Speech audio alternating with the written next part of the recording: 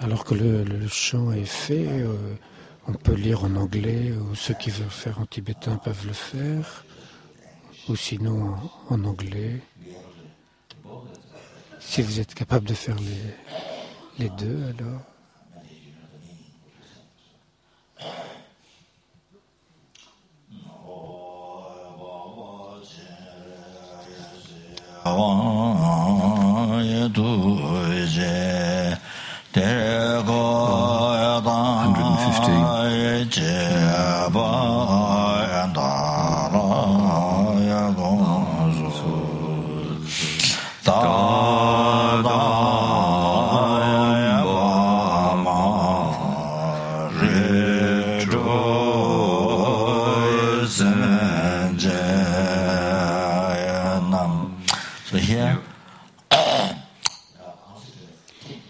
Ici, pensez à l'infini d'êtres des royaumes infernaux, des prétas, des humains, des animaux, asuras.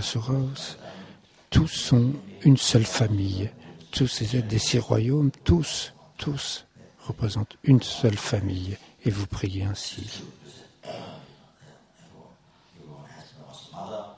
Donc, en fait, c'est vrai, puisque chacun a été notre mère un nombre infini de fois, pas seulement une fois, mais un nombre infini de fois depuis des renaissances sans commencement, et a toujours montré leur grande bienveillance un nombre infini de fois.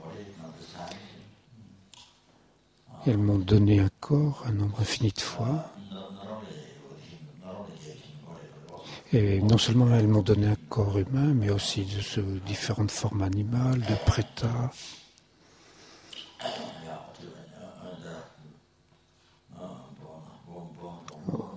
Je suis né de la matrice.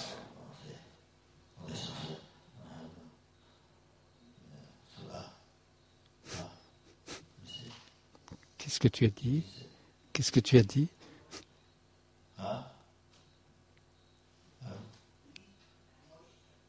Dans la chaleur et la moisissure. Oui, c'est ça.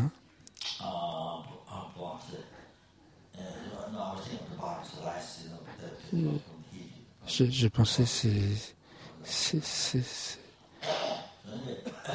donc comme les poux et ces poux de corps qui naissent avec la chaleur sur le corps. Et même avec ce corps humain, on a pris renaissance. Donc ces mères nous ont donné renaissance un nombre infini de fois. Et aussi un nombre. Donc ils ont été nos mères aussi un nombre infini de fois.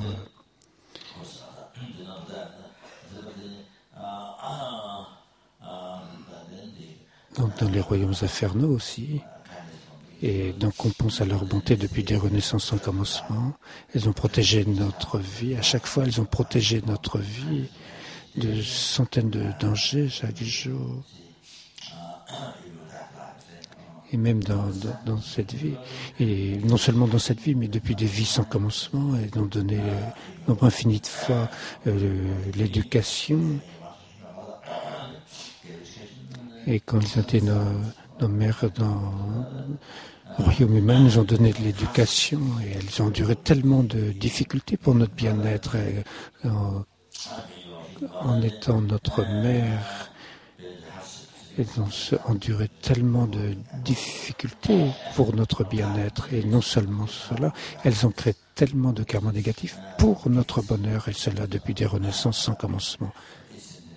Et chaque être vivant, des enfers, des prétas, animaux, humains, asuras, et on agit de cette façon. Alors, en pensant ainsi, par exemple, les animaux, combien d'insectes, la poule ou l'oiseau mère, l'oiseau va tuer pour chercher de la nourriture, tuer les mouches, les vers. Tous les jours qu'elle ramène pour vous nourrir l'oisillon.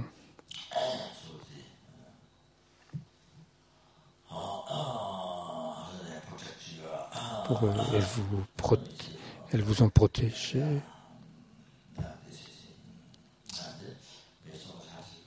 Donc tellement de difficultés, tant de karma négatif, c'est inimaginable. tous les jours, chaque fois.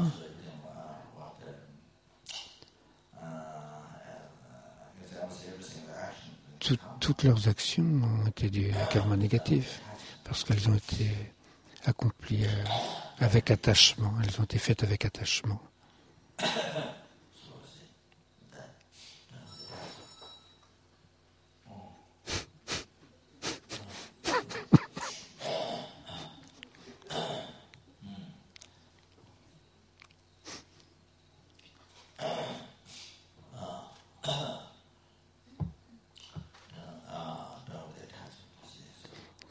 Fait avec attachement.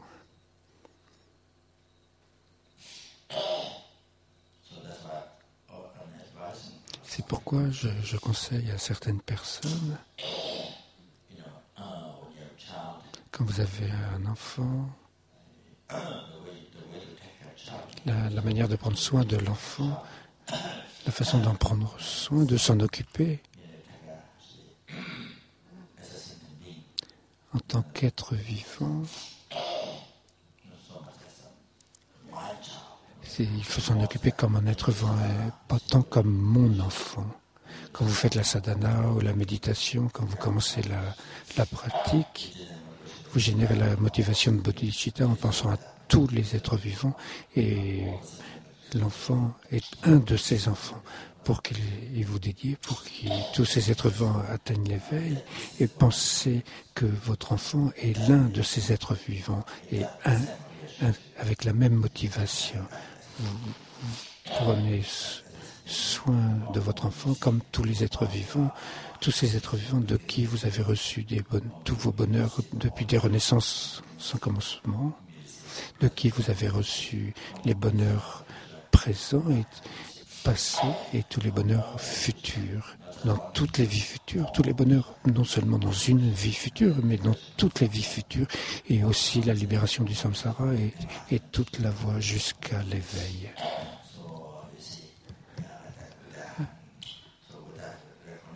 Avec cette reconnaissance, avec cette compréhension, voyez-vous, elles sont les plus précieuses, les plus bienveillantes dans notre vie.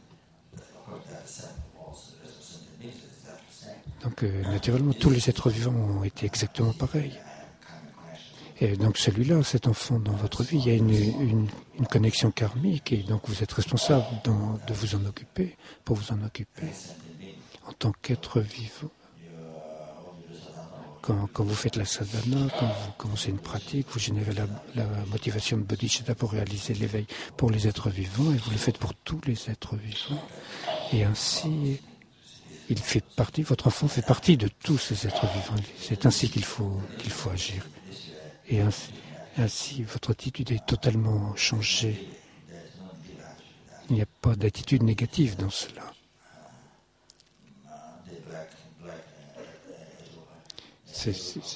Ces mauvaises pensées des huit dharmas mondains ne sont pas là, donc.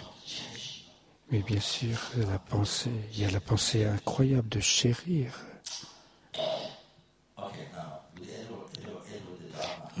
Maintenant, avec les 8 préoccupations mondaines, donc si l'enfant vous fait quelque chose de bien, bien sûr, vous en prenez soin, bien sûr, mais s'il fait quelque chose contre vous, il se peut que votre attitude change et que vous renonciez à votre enfant, vous abandonnez votre enfant, vous laissez partir l'enfant.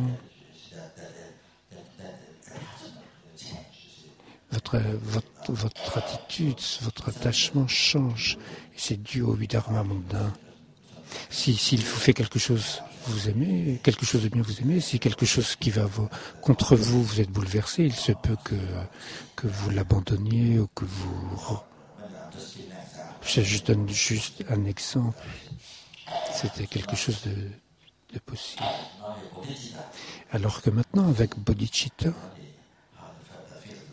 ce qu'on ressent, c'est ce qu'il y a de plus précieux. Cet enfant, c'est ce qu'il y a de plus précieux dans ma vie.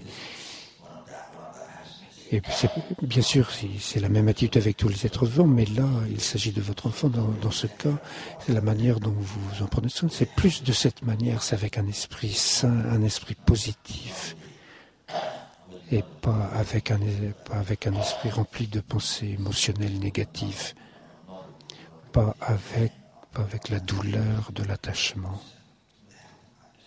mais au contraire avec un esprit sain.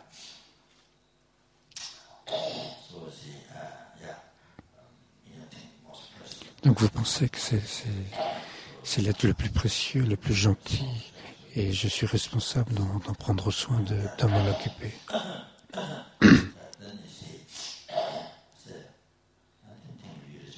Et ainsi vous vous réjouissez, comme c'est merveilleux que ma vie puisse être bénéfique, au moins, ou ne serait-ce qu'un être vivant. Et c'est que ma vie devienne bénéfique d'une personne dont je vais m'occuper et je vais causer son bonheur,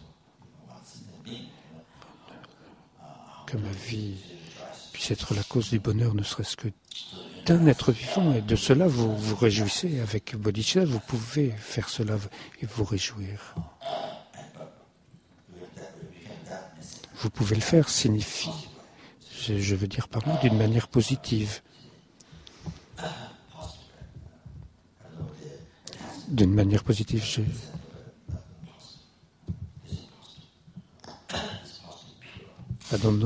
ne sais pas, mais avec l'attachement, si vous pouvez agir de la même manière, je ne sais pas si vous pouvez, mais dans ce cas, avec bodhicitta, c'est positif, c'est pur, vous vous réjouissez, et quand vous rencontrez des difficultés, que vous n'arrivez pas à contrôler l'enfant, que l'enfant n'écoute pas, fait pas son travail, on est très déçu. L'esprit devient très déçu. Et pour la mère, ça devient très difficile. Et elle en arrive à... Mais dans ce cas, il est bon de se réjouir. Que ma vie peut devenir au moins bénéfique pour un être vivant. Donc on se réjouit. Mes membres deviennent bénéfiques pour cet être. On se réjouit. Et ainsi, il n'y a pas de difficulté dans votre esprit, dans votre cœur. Donc, parce que il y a ce souhait positif d'aider. Donc, les tracas, l'ennui, la fatigue, c'est l'idée d'abandonner, d'arrêter. Donc, tout cela n'arrive plus.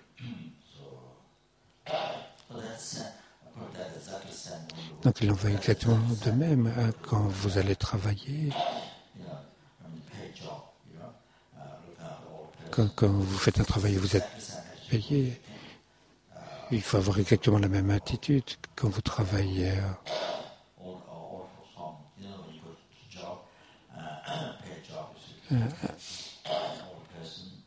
Par exemple, un travail où vous occupez des personnes âgées ou quand vous vous occupez d'enfants, le jardin d'enfants, quand vous êtes payé pour cela.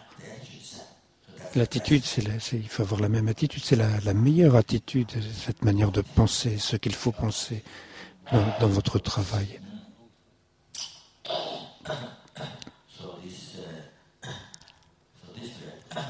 Et ainsi tout ce que vous faites, toutes les difficultés, chaque difficulté, chaque service par lequel dans votre travail, comme c'est fait avec la motivation de bodhicitta, alors c'est ce qu'il y a de plus précieux.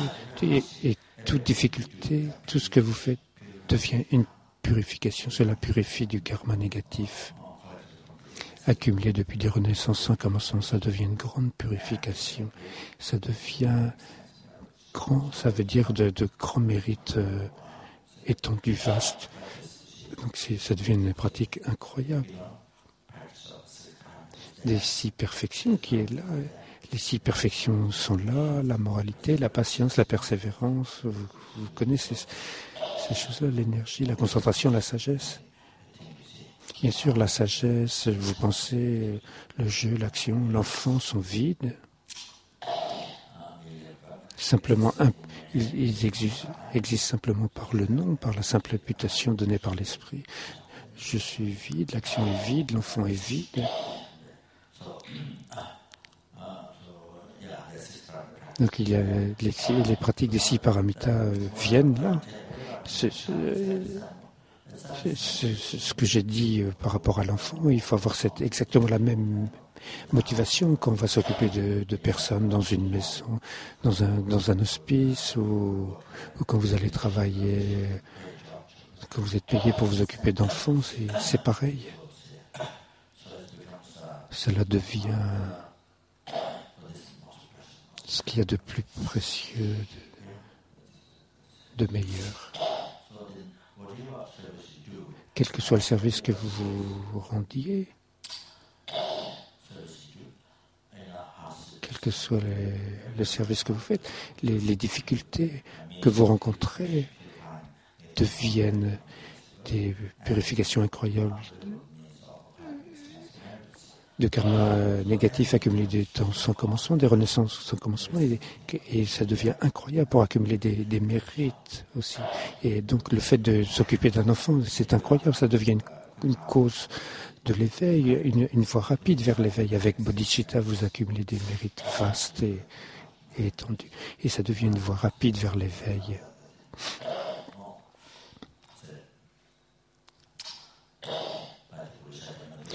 Comme Guru Shakyamuni, comme Maitreya Bouddha a engendré la compassion plus tôt.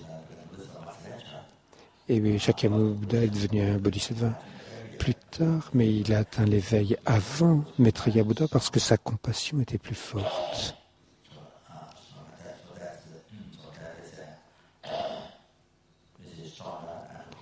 Donc sa compassion était plus forte et aussi... C'est pourquoi, d'accumuler des mérites de plus en plus, le plus vaste, ça devient la plus grande purification de karma négatif. Par exemple, quand il a donné son corps à une famille de tigres qui mouraient de faim. Mais Maitreya, donc, il l'avait vu. Maitreya Bouddha ne l'a pas fait, alors que Shakyamuni Bouddha l'a fait.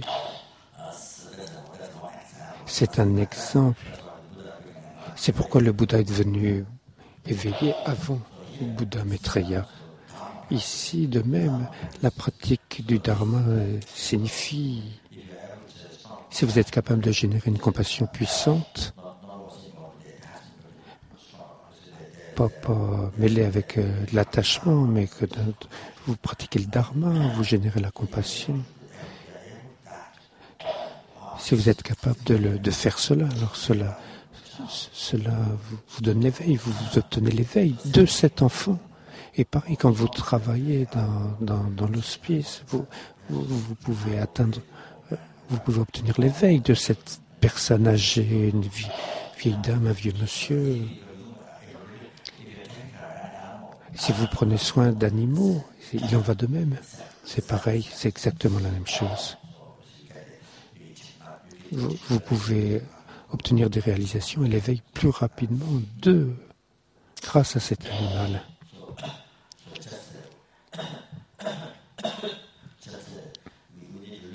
Nous avons besoin d'apprendre.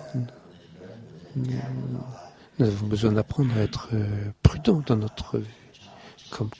Comment prendre soin des enfants en tant que vous soyez un père ou une mère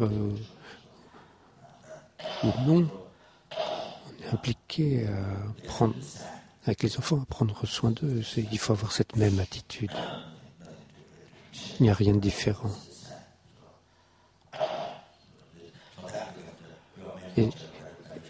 Et l'enfant devient votre objet principal de votre méditation, l'objet principal de votre méditation avec lequel vous passez tant d'années de votre vie avec qui vous passez tant d'années de votre vie, devient un objet très important de méditation pour les parents.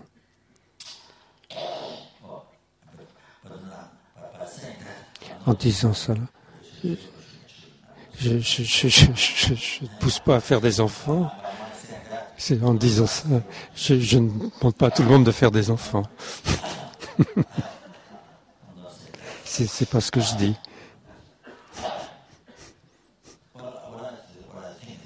Ce que je pense, si vous avez des enfants, il faut vraiment faire attention.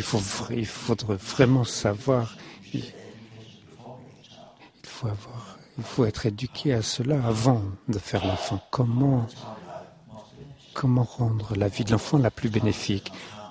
Bien sûr, l'enfant a son propre karma. Ça ne veut pas dire que tout ce que vous pensez, ça va marcher. L'enfant a son propre karma, voyez-vous, mais vous êtes ses parents. Vous avez tant d'influence sur l'enfant.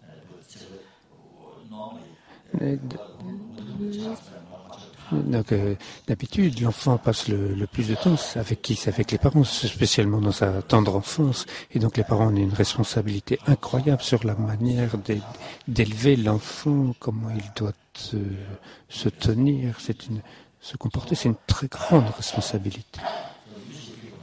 D'habitude, les gens ne pensent pas à cela. Après la Renaissance, après la naissance, qu'est-ce qu'on va faire de cette vie? Oui, c'est de la félicité. Waouh, c'est super. C'est un rêve total. De la béatitude, seulement de la béatitude. L'enfant, c'est que de la béatitude, pas de problème, pas le moins de problème. Pareil avec le mariage. C'est exactement la même chose. Exactement la même chose avec le mariage. Donc si je pouvais être avec lui ou avec elle, et voilà, et ça y est, c'est fait, la vie. On pense absolument pas au problème, on pense jamais au problème. C'est plein de félicité, c'est que beau. On pense jamais au problème, et que du bonheur. Si seulement je peux vivre avec cette personne. Alors, allez, on dit au revoir à tout le monde, au monde entier, au revoir. Si je pouvais rester avec cette personne, alors au revoir au reste du monde. Il peut se passer n'importe quoi, tout brûler ou quoi. Au revoir.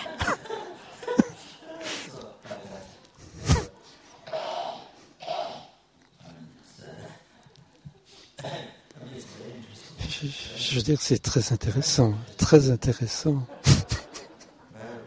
Très, très intéressant.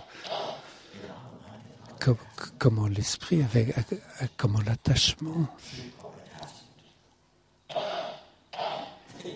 la manière dont l'attachement pense, le trip de l'attachement, c'est pas facile à traduire.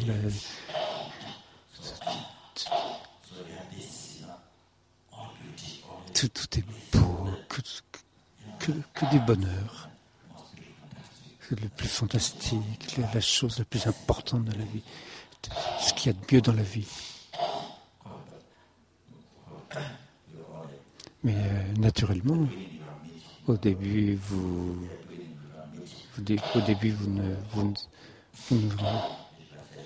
ce n'est qu'un espoir, c'est une visualisation. Donc avant qu'il y ait la rencontre même, c'est qu'une visualisation. Toutes ces fantaisies de l'esprit.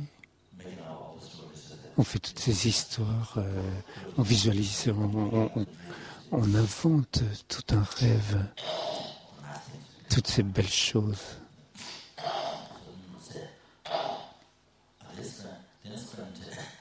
Et puis on passe.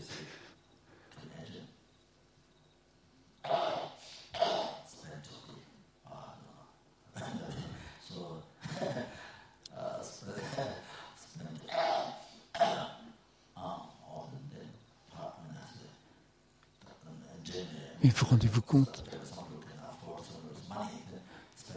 Alors, vous dépensez, oui c'est ça, vous dépensez des centaines de millions de dollars juste pour rencontrer cette personne, pour rendre que cette rencontre se soit possible. Et tous les cadeaux, des millions et des milliards de cadeaux pour que cette rencontre arrive. Donc. Des millions, des milliards de cadeaux pour que cela se passe. Là, il y a encore de l'excitation. Vous rencontrez de plus en plus. Ouais, on va vivre ensemble, ça va être fantastique. Ça va être super.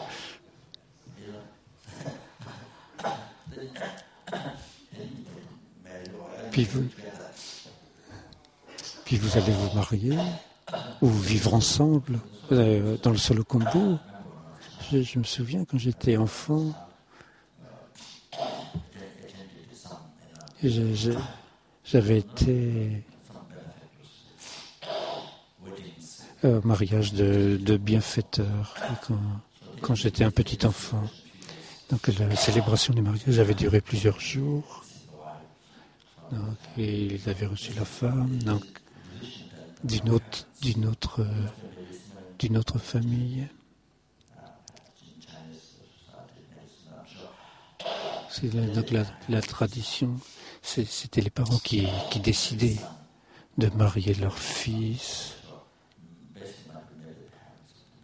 Je pense que peut-être c'est le fils, qui décidait, mais je pense que normalement c'était les parents qui décidaient, qui choisissaient. Donc pendant plusieurs jours il y avait les danses. Il y a un grand pilier, un grand mât en fait, et ils dansent autour du mât avec les symboles. Hein. Ils dansent avec leurs pieds, ils portent les symboles. Je m'en souviens, et ils boivent beaucoup de chang, ce vin, cette bière faite à partir de l'orge ou du riz. Beaucoup de chang, de nourriture, beaucoup de chang. Et les parents doivent s'asseoir, le fils et la fille ils doivent s'asseoir en ligne. Eux ne dansent pas. C'est comme s'ils faisaient une puja. Ils sont assis en ligne, bien habillés, et la femme pleure pendant des heures. Et elle a son visage penché vers le bas. Je me souviens, j'avais vu donc toute la journée, pendant des heures, la tête penchée, peut-être pendant 2 jours. Très bien habillée. Et elle pleure pendant des heures. Tellement triste de quitter son foyer, sa famille. Donc ce n'est pas une décision, ce n'est pas un choix individuel, c'est le choix des parents. Donc tellement triste de quitter sa famille. J'imagine que ce n'était pas son choix.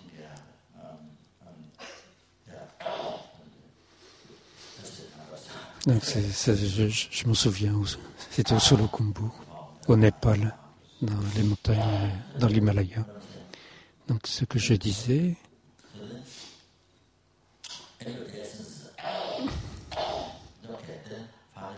donc finalement, vous réussissez pour vivre ensemble, de trouver une maison et tout cela. Puis, maintenant vous vivez ensemble. Donc là, je ne connais pas bien.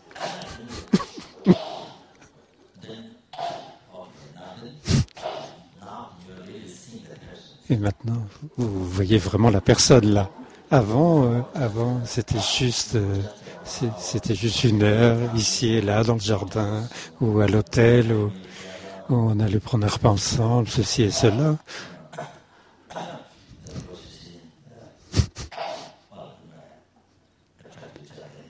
Donc, il y a une attirance mutuelle. c'est comme ça que ça marche.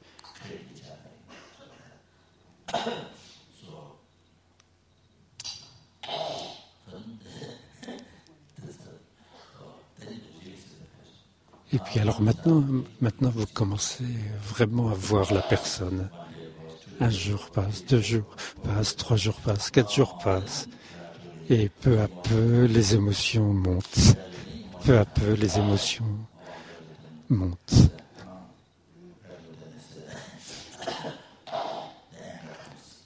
Peu à peu, la colère s'élève.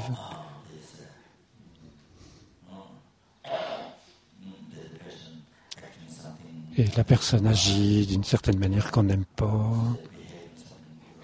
se conduit d'une manière que vous n'aimez pas, dit quelque chose que... Donc, plein de choses différentes comme ça. Peut-être l'odeur du corps.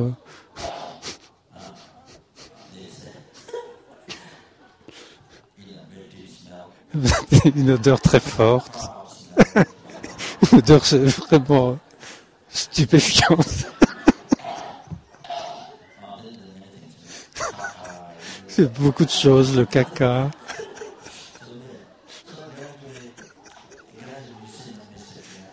Et peu à peu, vous voyez de plus en plus de défauts.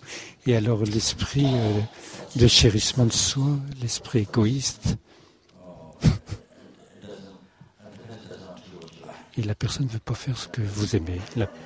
Donc votre partenaire ne veut pas faire ce que vous aimez. Alors commence... Et de là commence...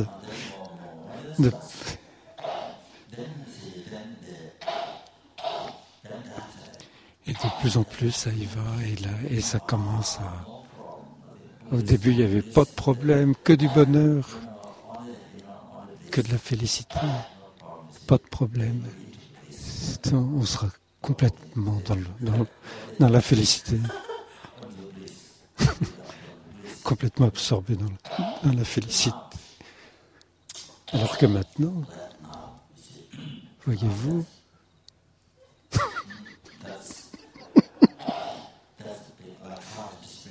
c'est comme l'arc-en-ciel qui disparaît. Et quand il disparaît, il ne reste plus grand-chose. Et maintenant, il y a de plus en plus de problèmes. Et par la suite,